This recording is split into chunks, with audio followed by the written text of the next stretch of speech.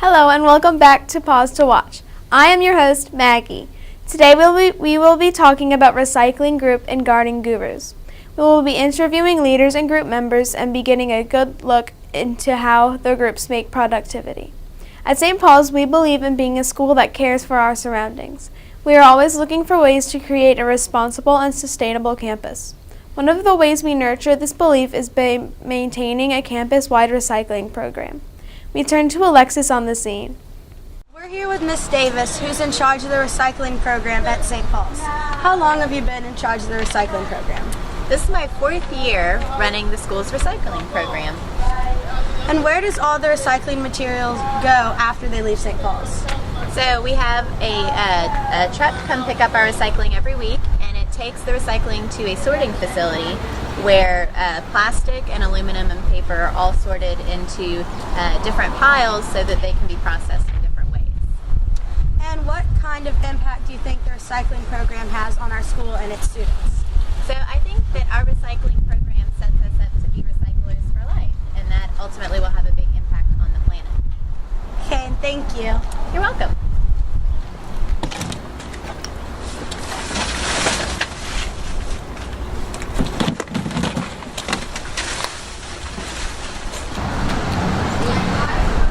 I'm here with Jeremiah, a 7th grader at St. Paul's.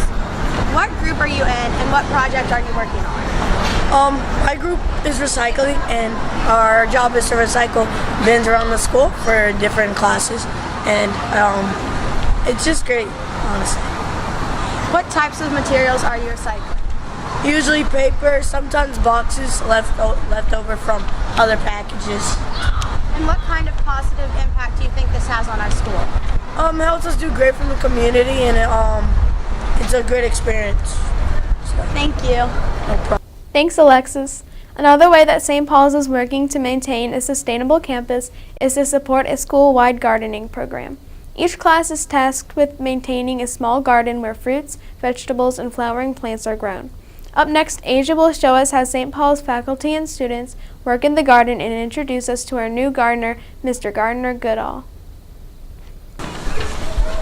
I'm here with Lily, and she's a 6th grader here. What kind of seeds are you planting right now? I'm planting collard seeds And where are you going to plant them? in the garden. And what kind of steps did you take for planting these seeds? Well, first, once I got the collard seeds, I asked Mr. Gardner how far down I would need to plant them, and he said about 1/4 of an inch. So I poked all the little holes in the dirt, about 1/4 of an inch down, and then I put all the seeds in. Okay, thank you. Oh my God. My group, the Super Scientists, is responsible for taking care of the worms, and we use the worms to make something called worm tea, which we use to fertilize the garden, and we also take care of the compost.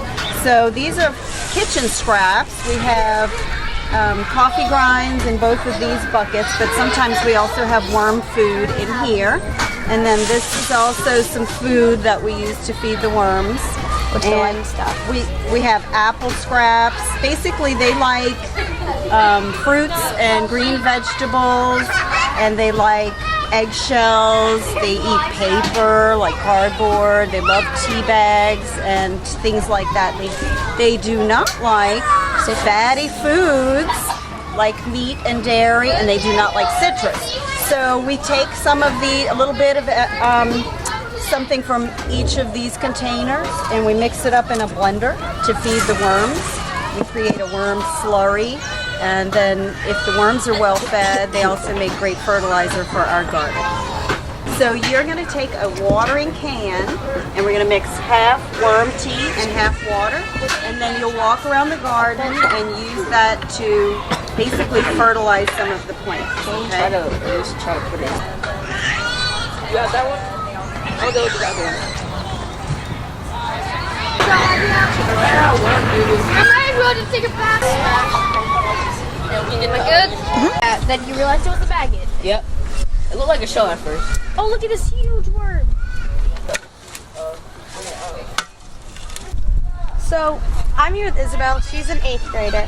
What exactly are y'all doing right now? We're cutting the dead vines with the dead wisteria vines to kind of clear it up.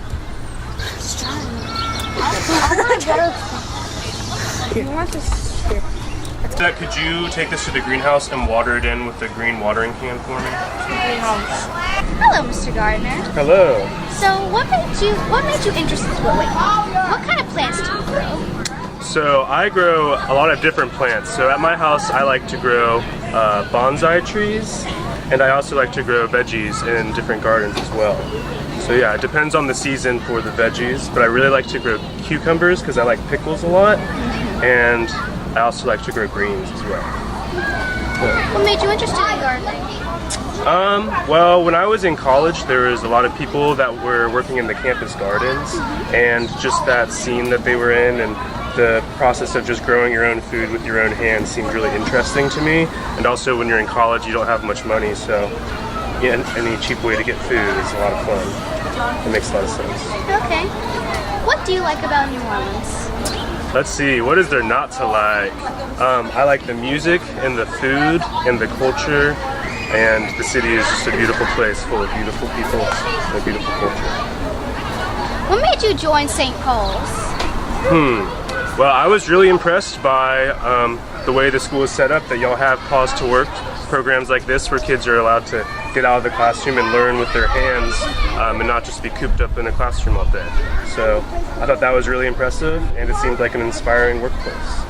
Okay, thank you, Mr. Gardner. Thank you. Great interview, Asia. That is the end of episode 2. Thanks for joining us today on Pause to Watch, and stay tuned for new episodes.